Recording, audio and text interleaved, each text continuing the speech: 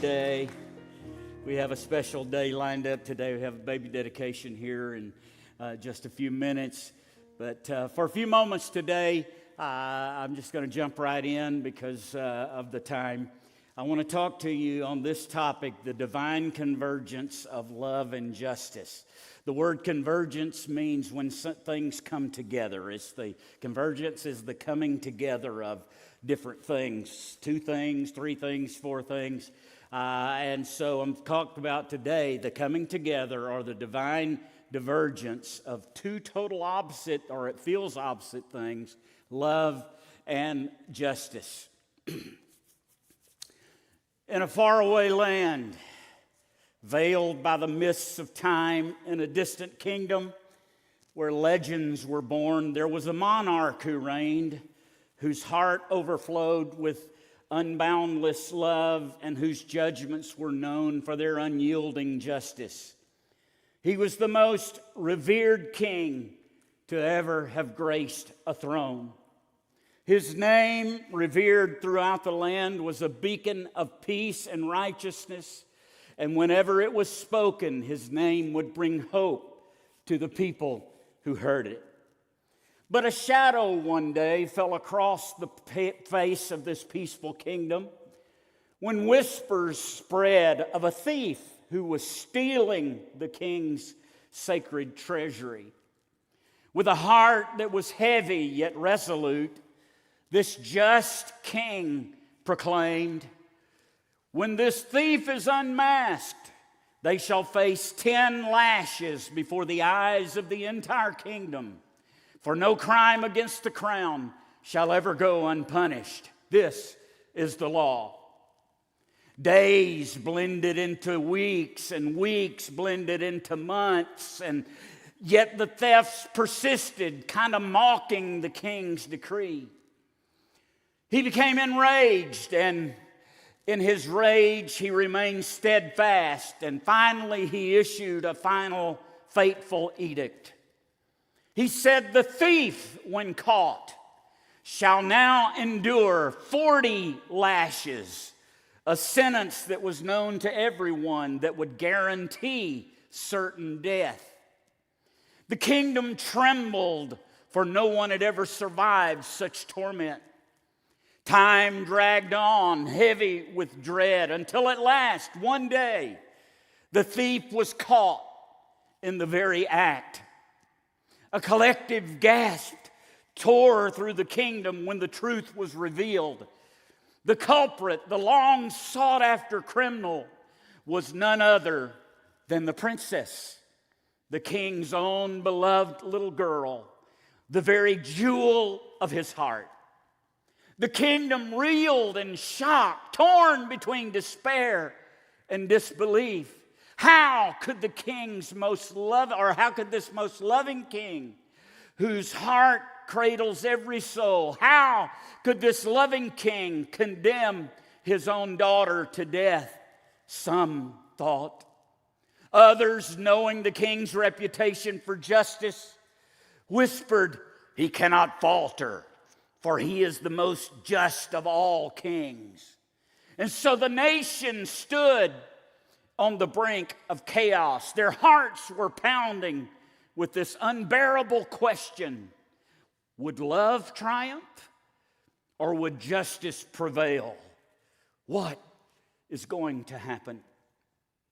Finally, Judgment Day arrived, damp, dark, somber, and unyielding. The king, seated upon his throne, listened to the unquestioned evidence. There was no doubt the verdict had to be guilty. She was caught in the act.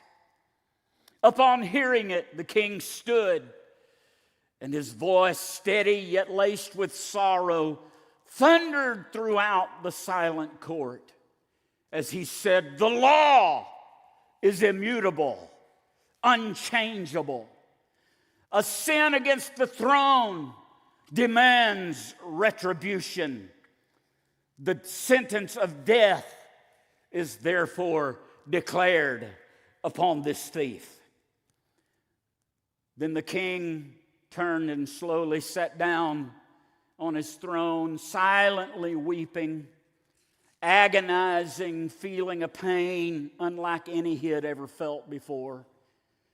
But the law was the law. It was what it was. The princess, sobbing and trembling, was led before the gathered kingdom there that day, and her delicate little body was bound to the executioner's table. The crowd held its collective breath as her shirt was torn, exposing her innocent back to the cruelty of the whip. The executioner raised his arm, the lash gleaming with merciless intent. But at the very moment he was about to bring that lash down, a cry shattered the silence. A voice that was raw with both anguish and authority said, "Stop!" And the king rose from his throne, his regal form trembling with a father's love. Every eye watched. Hearts were caught between horror and awe as the king descended step by deliberate step from his throne to his daughter's side. With infinite tenderness, he draped his body over hers, shielding her from the wrath of the whip. He then reached back and tore his royal robes from his own back, bearing his flesh. And then he turned his head and faced the executioner, and he said, "Now strike her," with a voice that was a storm of resolve and sacrifice. The prosecutor over here stood and protested as he objected, saying, "These kinds of theatrics have no place in the court of law. I object." But the king, with authority in his voice like no one had ever heard before, said, "Strike her now."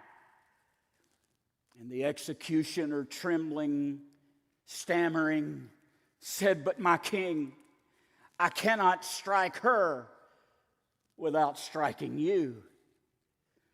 But the king's eyes blazed with unyielding purpose. "Do as I command. Strike her now." And helplessly, the executioner let fall the whip. Lash after lash.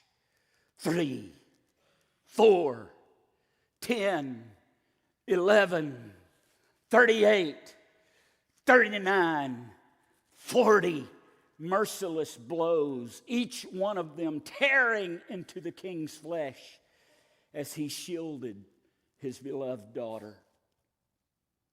The kingdom wept, their tears mingling with the blood that stained the earth. When the final lash fell, the king's body slumped lifeless, his love and justice entwined in death.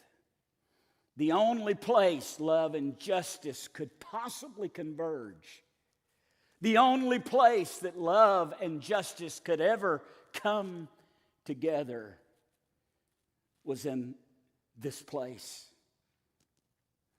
The princess, who was spared now, rose free, her life bought by her father's ultimate sacrifice. This, my friend, is the truest mirror of what Jesus did for you and me.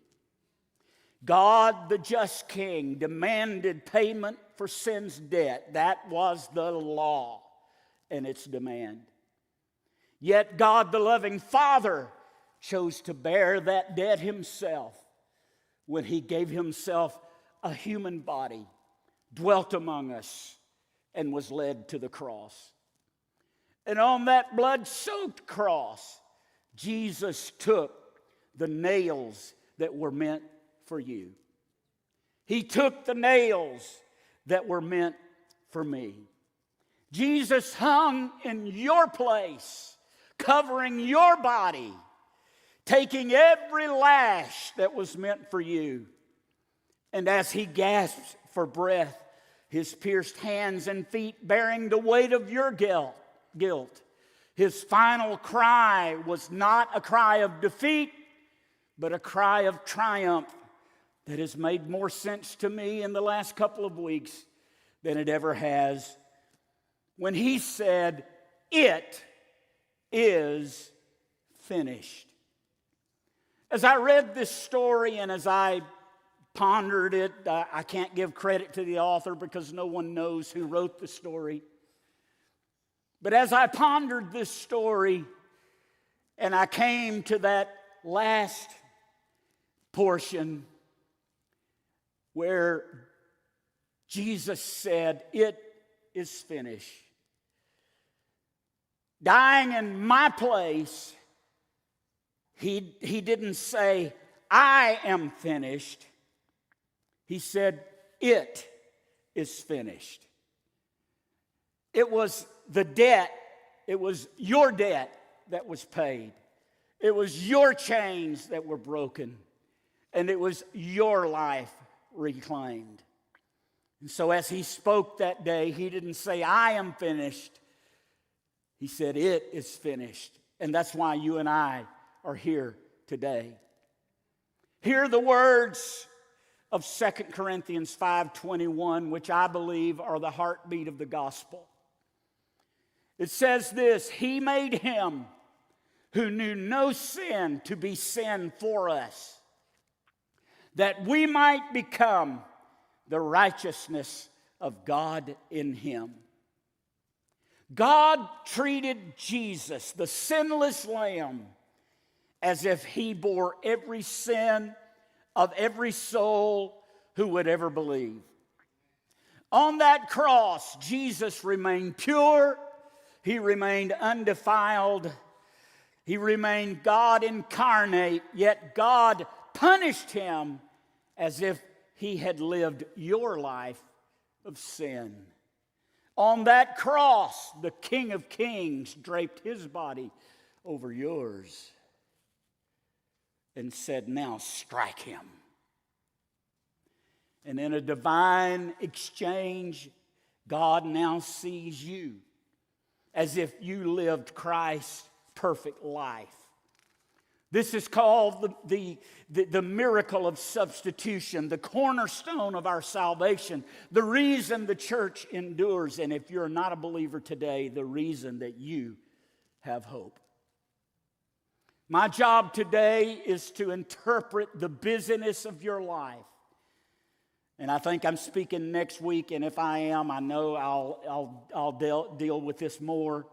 But I'm interrupting the business of your life to help you see the futility of your pursuit of fulfillment in this life.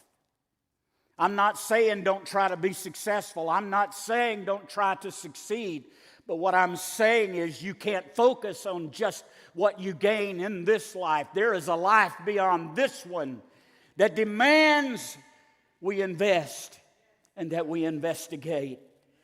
So my job is not only to point out to you the busyness that you don't need to get caught up in to the ignorance of the gospel, but it is also to show you the hope that you have in Jesus Christ today. As the musician comes, I would ask you in the next few minutes as we segue this service to picture this moment. The King of all kings, Jesus himself, draped his broken body over yours on that cross. As he did, he took every lash that you deserved, in his case 39 of them, because they didn't want him to die until he got on the cross. 39 stripes. And he didn't just die when he did. He died for you. He died for me, crying out, "It is finished." The price has been paid. He did that so you could be free. So right now, God is looking at you, not with anger, but with a deep love, a love deeper than you can imagine. And He's saying to you as we stand today, come to me. Come to me, all you who labor and are heavy laden. Come to me. Let me take your sin. Let me take your shame. Let me take your pain. Let me make you new again. If you feel your heart stirring today, if you know it's time to say yes to Jesus, whether it's for the first time ever or to recommit your life once again, to recommit your body once again, your mind, your spirit once again, I pray that today becomes your day, that you don't wait, that you make up in your mind that I am going to live into that gospel that says it is finished. I'm going to receive that reward. And as we reflect on the profound love of a father who would sacrifice everything for his child, the way that God did for us, just as the king in our story shielded his precious daughter, and as our Heavenly Father gave us His only begotten Son, we're going to dedicate children today. And this story is a beautiful